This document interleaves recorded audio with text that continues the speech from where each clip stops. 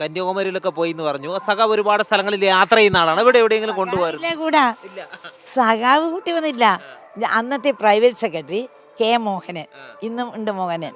ഞാൻ ഇതിനിടയ്ക്ക് കാണാൻ പോയിന് മോഹനെ. അപ്പോൾ മോഹൻ്റെ ഭാര്യയും ഫാമിലിയും ഞങ്ങളും കൂടിയാണ് പോവുക. എന്നിട്ട് ഇവിടുന്ന് വിളിച്ച ഇങ്ങനെ മുഖ്യമന്ത്രിൻ്റെ ഭാര്യയും വരുന്നുണ്ട്. അവിടെ ഭക്ഷണം ഗസ്റ്റ് ഹൗസിൽ ഭക്ഷണത്തെല്ലാം ഏർപ്പാടാക്കും.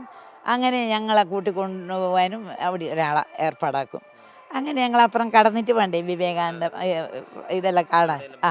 എല്ലാം കാണാൻ അതെല്ലാം കണ്ട് അങ്ങനെ പല പ്രാവശ്യം പോയിട്ടുണ്ട്. പക്ഷെ ഒരിക്കൽ സഖാവ് ഞങ്ങളോട് പോയി വന്നില്ല. ഇല്ല. ഈ മറ്റ് പാർട്ടി കോൺഗ്രസിനൊക്കെ പുറത്തൊക്കെ പോകുന്ന സമയത്ത് ആ സമയത്ത് പോയിട്ടുണ്ട്. ഒരിക്കൽ ഹൈദരാബാദിൽ കൂട്ടി, ഒരിക്കൽ കൽക്കത്തയിലും അത് കൂട്ടി.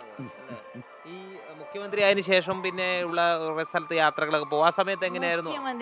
മൂന്നാമത്തെ മുഖ്യമന്ത്രിയായ സമയത്താണ് സഖാവിന് അന്നേരം അസുഖം തുടങ്ങിയിന്. അപ്പോൾ ഏത് ഒരു ലണ്ടനിൽ നല്ലൊരു ഡോക്ടർ ഉണ്ട് എന്ന് പറഞ്ഞിട്ട് കാണിക്കാൻ പോകുമ്പോൾ ഒരു തവണ ഞാൻ പോയി. അതാണ് ഞാൻ സഖാവിൻ്റെ കൂടെ പോയ ഒരു ദൂരെ ഒരു യാത്ര. മറ്റെവിടെയും സഖാവിൻ്റെ കൂടെ. ഇത്രയും തിരക്കുള്ള ഒരു സമയത്തും എങ്ങനെയായിരുന്നു മറ്റേ കുട്ടികളുടെ കാര്യം, കുടുംബത്തിന്റെ ടീച്ചർ ഞാൻ തന്നെ സഖാവിന് ഞാൻ പറയും ഈ കല്യാശ്ശേരിയോട് ഒരു ഭയങ്കര ആത്മബന്ധം സഖാവിനുണ്ടായിരുന്നു. സഖാവിൻ്റെ എന്താ പറയുക, ലാസ്റ്റ് സഖാവ് അസുഖമായിട്ട് കിടക്കുന്ന സമയത്ത് പറഞ്ഞത്, ശാരദയെ നമുക്ക് സുഖമാകുന്നല്ലേ വിചാരിച്ചത്, നമുക്ക് എൻ്റെ അസുഖമെല്ലാം മാറിയാൽ നമുക്ക് നേരെ കണ്ണൂരേക്ക് പോവാം, കോഴിക്കോട് വരെ വന്നിട്ട് അവിടെ നിന്ന് വന്നാൽ മതിയല്ല, ഫ്ലൈറ്റിൽ വന്നിട്ട് അങ്ങനെ നമുക്ക് കണ്ണൂർ പോയിട്ട് പിന്നെ അപ്പോൾ എല്ലാം സുഖമാകുന്നല്ലേ വിചാരിച്ചത്. അപ്പോൾ നമുക്ക് ഞാൻ രാവിലെ കണ്ണൂർ പിന്നെ പാർട്ടി ഓഫീസിലേക്ക് പോവും. അപ്പോൾ അവിടെ നിന്ന് കാറ് അയക്കും. പിന്നെ ഉച്ചക്കൂണ് കഴിക്കാൻ വന്ന് കുറച്ച് വിശ്രമിച്ചതിന് ശേഷം ദേശാമൈനിലേക്ക് പോവും. ദേശാമയിൽ നിന്ന് വണ്ടി വരും. അങ്ങനെ ഇങ്ങനെയെല്ലാം മനസ്സിൽ ചിന്തിച്ചിരുന്ന ഒരു മനുഷ്യന് പിന്നെ വരാൻ കഴിയാത്ത ഒരു വലിയ, എനിക്ക് തന്നെ അത് എന്തെല്ലോ സഖാവ് മനസ്സിൽ എൻ്റെ കൊണ്ട് പറഞ്ഞിട്ട് അതിന് ശേഷം വേണം എനിക്ക് കല്യാശ്ശേരിനെ കുറിച്ചിട്ട് ഒരു ബുക്ക് എഴുതണം. ഇതുവരെയും കല്യാശ്ശേരിനെ കുറിച്ചൊരു ബുക്ക് എഴുതിയില്ല. കല്യാശ്ശേരി എന്ന് പറഞ്ഞാൽ വലിയ ഇഷ്ടമുള്ള സ്ഥലമാണ്. പക്ഷേ സഖാവിന് ഇവിടെ വന്ന് താമസിക്കാനും ഇപ്പോൾ ഇത്ര വലിയ വീട് പൂട്ടിയിടുമല്ലേ ഇന്ന് ഇവിടെ വന്ന് താമസിക്കാനും ഒന്നും സഖാവിന് പറ്റിയില്ല. ഒന്നും ശരിക്കും ഈ വീട്ടിൽ തന്നെ ഒരു ഗസ്റ്റ് വരും പോലെ വരും. ഒരു രാത്രി 2 രാത്രി, മൂന്നാമത്തെ ദിവസം പോയി. രാഷ്ട്രീയം എന്ന് പറയുമ്പോൾ രാഷ്ട്രീയ വിവാദങ്ങളും അല്ലെങ്കിൽ ആരോപണങ്ങളും ഒക്കെ ഉണ്ടാവുന്ന ഒരു ഇതാണ്. അപ്പൊ അത് ആ സമയത്തൊക്കെ എങ്ങനെയായിരുന്നു? ടീച്ചറൊക്കെ ആയിട്ട് അത് സംസാരിക്കുമല്ല, അത് എല്ലാവർക്കും അറിയാലോ. ഇത് നമ്മളെ ഞാൻ അങ്ങനെ രാഷ്ട്രീയ സഖാവ് ജയിലിൽ കിടന്നിനി. ആ സമയത്ത് ഞാൻ കുട്ടികളെയും കൂട്ടിയിട്ട് ജയിലിൽ കാണാൻ പോകും. അവരെല്ലാം ചെറിയ കുട്ടികളാണ് ആ സമയത്ത്.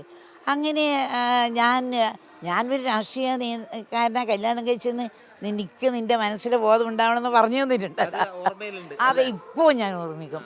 ഞങ്ങൾ വളരെ കുറച്ചാണ്. എന്നോടിപ്പോൾ ഇന്ന് രാവിലെ വന്ന് അവർ ചോദിച്ചു. ഞാൻ പറഞ്ഞു ഞങ്ങൾ കുറച്ച് കാലം ഞങ്ങൾ ശരിക്കും പറയാന്ന് വെച്ചാൽ ഞങ്ങൾ ഒന്നിച്ച് ജീവിച്ചത്. പക്ഷെ അന്നേരം പിന്നെ നമ്മൾ വഴക്കിടാനോ അല്ലെങ്കിൽ എന്തെങ്കിലും പറഞ്ഞ് ദേഷ്യം പിടിപ്പിക്കാനോ അങ്ങനെയൊന്നും ഞാൻ നോക്കിയില്ല. പക്ഷേ ഈ സഖാവിന് കിട്ടിയ അതേ സ്നേഹം ടീച്ചർക്കും കിട്ടിയിട്ടുണ്ട്. ജനങ്ങൾ ടീച്ചറെ വലിയ രീതിയിൽ ഇപ്പോഴും ഇവിടെ ആളുകൾ വന്നുകൊണ്ടിരിക്കുന്നത്. ഇപ്പോഴും എനിക്ക് തന്നെ അത് എന്തിനു വേണ്ടിയാണ് ഞാനല്ലേ ഇപ്പോൾ ഇവിടെ ഉള്ളൂ, എന്താ ഇങ്ങനെ വരാൻ?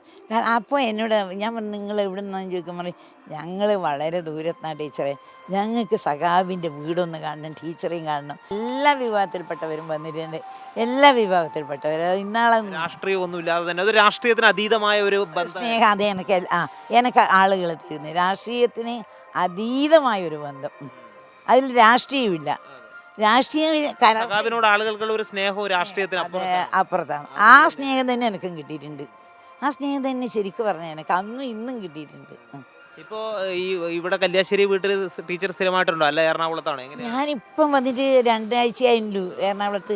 കാലിന് ചെറിയ വിരലിനൊരു ഓപ്പറേഷൻ വേണ്ടി വന്നിന്.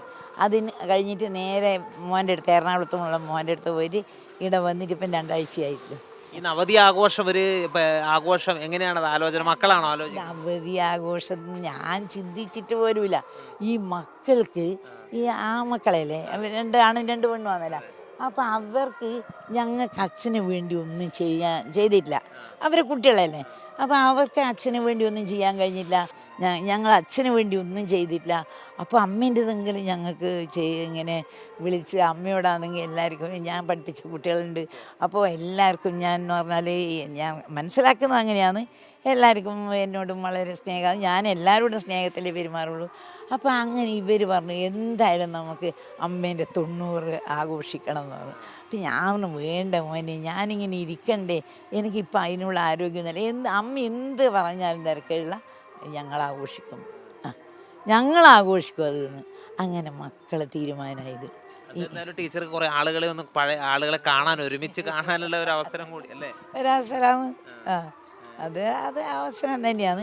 പക്ഷേ എന്നാലും പിന്നെ ഞാൻ ഇത് വേണ്ടാന്ന് തന്നെയാണ് എപ്പോഴും പറയുന്നത്. പിന്നെ ഒന്നാമത് ഇപ്പം എനിക്കിങ്ങനെ കുറേ സമയം ഇങ്ങനെ ആളെ കൂട്ടത്തിൽ അങ്ങനെ ഇരിക്കാനും നടക്കാനും എല്ലാം വിഷമമാണ്. പക്ഷേ എന്നാലും നമ്മൾ അന്നൊന്നും വേണ്ടല്ലോ, നമ്മളൊരു സ്ഥലത്ത് ഇരുന്നാൽ മതിയല്ല. അതുകൊണ്ട് പിന്നെ നമ്മൾ അങ്ങനെ മക്കളെ അവിടെ എതിര് പറയുന്നതൊരു മോശമല്ലേ. അതെ. ഞാനും വിചാരിച്ചു എന്നാൽ പിന്നെ ഒരു സന്തോഷം അതായിക്കോട്ടെ എനിക്കെങ്കിൽ. അപ്പൊ ഇപ്പോഴെങ്ങനെയാണ് ഇനിയിപ്പോ ഈ നവതി കഴിഞ്ഞിട്ട് ഇവിടെ കല്യാശ്ശേരി ശാരദാസിൽ ഉണ്ടാവോ അല്ല തിരിച്ചു? ഞാൻ ഇവിടെ തന്നെ ഉണ്ടാകുന്ന. അങ്ങ് പോയാൽ എറണാകുളത്തും തിരുവനന്തപുരത്തെല്ലാം പോയാൽ എല്ലാം നമ്മളിപ്പം പരിചയം, തിരുവനന്തപുരത്തെല്ലാം മുഖ്യമന്ത്രിയായ സമയത്ത് താമസിച്ചുകൊണ്ട് എല്ലാം പരിചയമുണ്ട്, ആൾക്കാരും എല്ലാം ആയിട്ട്, പാർട്ടിക്കാരും എല്ലാം ആയിട്ട്. അത് സ്നേഹം തന്നെ. പക്ഷേ ഇത് നമ്മളെ നാട്ടിനോട് എനിക്ക് ഒരു പ്രത്യേക കൂറാണ്. സഖാവിനുള്ളത് പോലെ തന്നെ, സഖാവിനുള്ള പോലെ തന്നെ ഒരു സ്നേഹമാണ് എനിക്ക് കല്യാശ്ശേരിയോട്. എന്നും ആ ഒരു സ്നേഹമാണ്. ഞാൻ മുഖ്യമന്ത്രിയായോ എന്താണെന്നൊന്നും ഞാൻ നോക്കാറുണ്ട്. എന്നും ഞാൻ സ്നേഹിക്കുന്നത് എൻ്റെ കല്യാശ്ശേരിനെ.